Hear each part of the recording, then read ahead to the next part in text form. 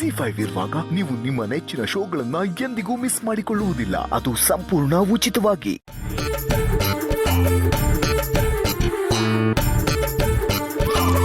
ಒಂದೇ ತಟ್ಟೆಲಿ ತಿನ್ಸು ಮಗುಗೆ. ಅಯ್ಯೋ ವರಲಕ್ಷ್ಮಿ ಕಾರ್ತಿಕೇಯ ನಿನಗೆ ಅವಲಕ್ಕಿ ಬೆಲ್ಲ ಅಲ್ಲಮ್ಮ, ಅಷ್ಟು ಕಷ್ಟಪಟ್ಟು ಕೆಲಸ ಮಾಡ್ತೀಯ, ಈ ಅವಲಕ್ಕಿ ಬೆಲ್ಲ ತಿಂದರೆ ಎಲ್ಲೋ ಹತ್ತುತ್ತೆ ನಿನಗೆ. ನೀನು ನಿಮ್ಮ ಅವ್ವನ ಥರ ಏನಾದರೂ ಹರಕೆ ಗಿರ್ಕೆ ಹೊತ್ಕೊಂಡಿದ್ಯಾ? ಅದು ಇಲ್ಲ, ಹಾಗೇನಿಲ್ಲ. ಮೊನ್ನೆ ಒಬ್ರು ಡೈಟಿಷಿಯನ್ ಬಂದಿದ್ರು ಯಜಮಾನ್ರ ಮನೆಗೆ. ಅವ್ರು ಹೇಳಿದ್ದಾರೆ 48 ದಿನ ಅವಲಕ್ಕಿ ಬೆಲ್ಲ ತಿಂದರೆ ಆರೋಗ್ಯ ತುಂಬ ಚೆನ್ನಾಗಿರುತ್ತೆ ಅಂತ. ಅದಕ್ಕೆ ನಾನು ಅವಲಕ್ಕಿ ಬೆಲ್ಲನೇ ತಿಂತಾ ಇರೋದು. 48 ದಿನ?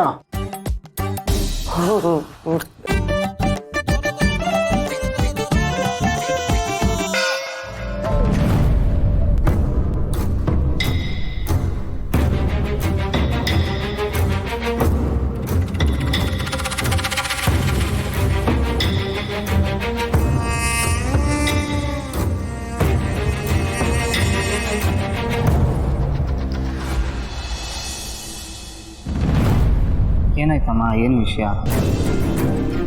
ಅಣ್ಣ, ನಾನು ನಿನ್ಗೇನು ಹೇಳಲಿ ಅಂತಾನೆ ಗೊತ್ತಾಗ್ತಿಲ್ಲ. ನನ್ನ ಮತ್ತೆ ವರದ ವಿಷಯ ನಿನ್ಗೆ ಹೇಗೋ ಗೊತ್ತಾಗೋಯ್ತು. ಆಗ ನೀನು ಆಡಿರೋ ಮಾತುಗಳು ನನ್ನ ಮನ್ಸಿಗೆ ನೆಮ್ಮದಿ ಕೊಟ್ಟಿತ್ತು. ಆದರೆ ಈಗ ಆ ನೆಮ್ಮದಿ ಎಲ್ಲ ಹಾಳಾಗ್ತದೆ. ಈಗಂಥದ್ದು ಏನಾಯ್ತು? ಅಣ್ಣ, ನನ್ನ ಮತ್ತೆ ವರದ ವಿಷಯನ ನೀನು ಮನೇಲಿ ಎಲ್ಲರ ಹತ್ರ ಮಾತಾಡ್ತೀಯ ಅಂತ ಅನ್ಕೊಂಡಿದ್ದೆ. ಆದರೆ ಇಷ್ಟು ದಿನ ಆದ್ರೂ ನೀನು ಏನು ಮಾತಾಡಲಿಲ್ಲ. ನಿನಗೆ ಹೇಳಿದ್ನಲ್ಲ ವರ, ಮೊದಲು ಓದಿನ ಬಗ್ಗೆ ಗಮನ ಕೊಡು, ಸಮಯ ಸಂದರ್ಭ ಬಂದಾಗ ಇದನ್ನೆಲ್ಲ ನೋಡ್ಕೊಳ್ಳೋಣ ಅಂತ. ಯಾಕೆ ಅಷ್ಟೊಂದು ತಲೆ ಕೆಡಿಸ್ಕೊಂಡಿದ್ಯಾ ನೀನು? ತಲೆ ಕೆಡಿಸ್ಕೊಳ್ದೆ ಏನು ಮಾಡಲಿ ಅಣ್ಣ? ದೇವ್ರ ಮೇಲೆ ಭಾರ ಹಾಕೋ ಥರ ನಾನು ನಿನ್ನ ಮೇಲೆ ಭಾರ ಹಾಕಿ ಇಷ್ಟು ದಿನ ನಿಶ್ಚಿಂತೆ ಆಗಿದ್ದೆ. ಆದರೆ ಈಗ ಅಣ್ಣ, ವರ್ಧನ್ ಮನೇಲಿ ಹುಡುಗಿ ಹುಡ್ಕಕ್ಕೆ ಸ್ಟಾರ್ಟ್ ಮಾಡಿದಾರಂತೆ. ಇವತ್ತಷ್ಟೇ ಅವ್ರ ಮನೆಗೆ ಬ್ರೋಕರ್ ಕೂಡ ಬಂದು ಹೋದ್ರು. ಈ ವಿಷಯ ಗೊತ್ತಾದಾಗಿಂದ ನನ್ನ ಕೈ ಕಾಲೇ ಆಡ್ತಿಲ್ಲ ಅಣ್ಣ. ಇದನ್ನೆಲ್ಲ ಈ ಕಡೆ ನನ್ನ ಮನೆಯವ್ರ ಹತ್ರ ಹೇಳ್ಕೊಳಕ್ಕಾಗ್ದೆ, ವರ್ಧಂಗೂ ಏನು ಹೇಳಕ್ಕಾಗ್ದೆ ನಾನೊಂಥರ ತ್ರಿಶಂಕು ಪರಿಸ್ಥಿತಿಲಿ ಸಿಕ್ಕಾಕೊಂಡಿದ್ದೀನಿ. ನನಗೆ ದಿಕ್ಕೆ ತೋಚ್ತಾ ಇಲ್ಲ. ಅದಕ್ಕೆ ಊಟ ತಿಂಡಿ ಬಿಟ್ಟು ಕೂತ್ರೆ ಸಮಸ್ಯೆ ಪರಿಹಾರ ಆಗುತ್ತಾ? ನಮ್ಮ ಮನೆ ನಂದಾದೀಪವರ, ನಿನ್ನ ಚಿಕ್ಕ ಚಿಕ್ಕ ಆಸೆಗಳನ್ನ ಈಡೇರಿಸೋ ನಾನು ಜೀವನದ ಬಗ್ಗೆ ಇಷ್ಟೆಲ್ಲ ದೊಡ್ಡ ಆಸೆಗಳನ್ನ ಇಟ್ಕೊಂಡಿದ್ದೆ, ಅದನ್ನ ಮರಿತೀನಾ?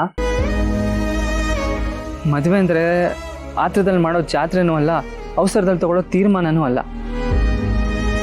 ನಿನ್ನ ಜೀವನನ ಜೋಪಾನವಾಗಿ ಕಟ್ಕೊಡೋ ಜವಾಬ್ದಾರಿ ಹೊತ್ತಿದ್ದೀನಿ, ಅದನ್ನ ನಿಭಾಯಿಸ್ತೀನಿ. ಈ ಹಣ್ಣಿನ ಮೇಲೆ ನಂಬಿಕೆ ಇಡು. ಥ್ಯಾಂಕ್ ಯು ಅಣ್ಣ. ನನ್ನ ತಲೆ ಮೇಲೆ ಬೆಟ್ಟದಷ್ಟು ಭಾರನ ಮಂಜಿನ ಥರ ಕರಗಿಸ್ದೆ. ನನಗೀಗ ಸಮಾಧಾನ ಆಯಿತು. ತಲೆ ಕೆಡಿಸ್ಕೋಬೇಡ, ನೆಮ್ಮದಿಯಾಗಿ ಹೋಗಿ ಮಲ್ಕೊ.